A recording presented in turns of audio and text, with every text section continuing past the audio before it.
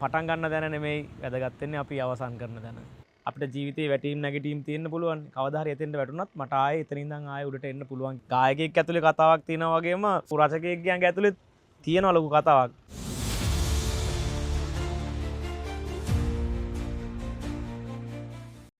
Manage දැන් තරුවක් ජනප්‍රියයි. සමාජ මාධ්‍යවලත් ප්‍රසංග වේදිකාවෙත් ඔබේ හඬ හරි විශ්වාසදායකයි. මම දැකලා තියෙනවා ගොඩක් සමාජ සත්කාරات මනේජ් මේ විදි කරනවා. ඉස්සරහට තව තවත් බැබලනවනේ. එහෙම බැබලනකොට අතීතයේ කොතැනද අමතක කරන්න බලාපොරොත්තු වෙන්නේ? අතීතේ නම් කවදාවත් අමතක කරන්න හොඳ නැහැ. මොකද අතීතයෙන් පාඩම් ඉගෙනගෙන තමයි වර්තමානයට අපි ඇවිල්ලා තියෙන්නේ. මුල නම් හොඳටම මතකයි. ඇත්තටම මොකද මේ ඒක මතක තියන් යන ගමන තමයි. මොකද ආයෙ කවදා හරි දවසක එතෙන්ටම වැටුනොත් මම ප්‍රාර්ථනා කරන්නේ නැහැ එහෙම වෙන්න කියලා. නමුත් අපිට ජීවිතේ වැටීම් නැගිටීම් තියෙන්න පුළුවන්. කවදා හරි එතෙන්ට වැටුනත් මට ආයෙ එතන ඉඳන් ආයෙ උඩට එන්න පුළුවන් කියන එකේ මම ඉන්නවා. ඒකින්ද අතීතේ කවදාවත්ම අමතක කරන්න හොඳ නැහැ. සාමාන්‍ය ගොඩක් කට්ටියට දැන් වෙන්නේ ජනප්‍රිය ගායිකාවන්ට සහ ඕන කෙනෙක්ට ශේෂ්ත්‍රයේ. ඒකට එද්දී පොඩි දේවල් අමතක වෙනවනේ අතීතේ. සමහරව අතීතය තමන්ගේ විදිහට හදාගන්නවා. එහෙම නෙමෙයි වෙන්න ඕනේ. මේක ඇත්තටම දැකලා තියෙනවා මම ඉතින් ගොඩක් ඇත්තටම මම පොඩි කාලේ කියන්නේ මම දැන් මීට අවුරුදු අපි දෙන්න හම්බෙලා කොච්චර කාලෙද? දැන් අවුරුදු උපමාවක් කරලා අවුරුදු 4ක් 5ක් වගේ ඒ වගේ.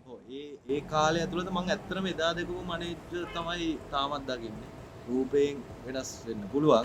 ඉස්සර හිටපු මනේජ් ඉස්සර ෂර්ට් එකක් වගේ අනගෙන හරිම තැම්පත් සිතින් තමයි යාවේ තාමත් තැම්පත් මනේජ්. ඔව්. මේ මගේ රූපකාය පොඩ්ඩක් වෙනස් වෙලා තිනවා. නමුත් එදා හිටපු මනේජ් තමයි අපි කියන්නේ ඉතින් මට දෙකන මම කියනවට මට ඔයාගෙන් අහන්න දේවල් තියෙනවා. දැන් හැමදාම ගායකයෙක්ගේ අතීතය ජනප්‍රිය චරිතයක අතීතය ඔය දේවල්නේ අහන්නේ. ගීත රචකයෙක්ගෙන් මම අහන්න කැමතියි. දැන් මේ අවුරුදු වෙනස් වෙලා තියෙන මම ඔයාගෙන් ප්‍රශ්න අහන්න හදන්නේ. හරිද? දැන් මේ අවුරුදු 17ක කොල්ලෙක් ආපු ගමන.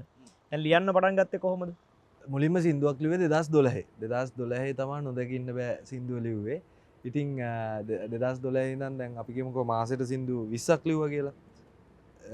20 වැඩි කිරීම 12 වැඩි කිරීම 13 10න් වැඩි කරා 2400ක් බුදු අපේ පිස්සු හැදෙනවා. එතකොට දැන් මේ වෙනකොට වෙනස් වෙලා තියෙන මේ ජනප්‍රියම ගායකව මම දන්න තරමින් ශෂිකා අක්කා එල්ලියද්දස එතකොට මිහිඳු ආර්යරත්න එතකොට රුවන් හෙට්ටිආරච්චි ශිහාන් මිහිරංග මගේ සර් බුදුන් මේ එතකොට ඇත්තටම ඒ කියන්නේ මේ කියන්නේ දැන් ලියන්න ආසාවෙන් ඉන්න ගොඩක් අය ඉන්නවනේ. එතකොට තාම try කරන අය මටත් කතා කරනවා සමහරලාට. දැන් ඔයා කතා කරලා සමහර දැන් මුලින් ඔයා දැන් ඔය මේ මුලින් කතා කරනවානේ දැන් රුවන් අයවට කතා කරන්න කලින් ඔයාට අවස්ථා මිස් වෙලා නැද්ද කතා කරලා? අම්බෝ ඔය රුවන් අයට කරපු සින්දුව තියෙන්නේ මගේ මං අවස්ථාවක් කොහොය කියලා මම හිතන්නේ 100 වෙනි වතාව වගේනේ. ඔව් ඒ කියන්නේ එතකම රිජෙක්ට් වෙනවා.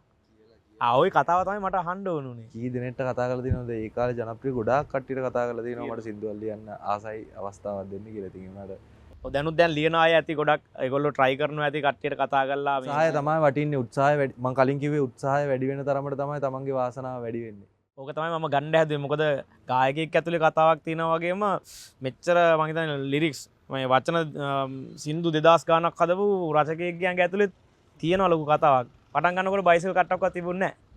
ගෙදර තිබුණ බයිසිකලයක්. ගෙදර අපේ තාත්තට තිබුණා CT 100 එකක්ද කොහෙද. එතකොටත් කියන්නේ නිකන් ඉන්න එකේ මේ බයිසිකලේ පදින්න පුරුදු වෙන්නකෝ මේ කියලා තමයි ගෙදරින් කියන්නේ. මම එතකොටත් කියන්නේ සත පහන්නේ අතේ මේ එතකොටත් කියන්නේ ඉතින් මම කවදා හරි වාහනයක් පදින්නම පුරුදු වෙනවා කියලා. දැන් කායකක් තියෙනවා. කම්පැනි එකක් තියෙනවා. දැන් කෙලින්ම ඕන කෙනෙක් නේද? ගොඩක් දේවල් සම්පත් හිමි. හැබැයි එතෙන්ට මහන්සි වුණා. සෑහෙන මහන්සි වුණා. ඔය මොටිවේෂන් එක තමයි අපි දෙන්න ඕනේ. අනිවාර්යෙන් ඒක තමයි ගන්න ඕනේ. පටන් ගන්න දැන නෙමෙයි වැදගත් වෙන්නේ අපි අවසන් කරන දැන. ගේ පොතක් සජිත්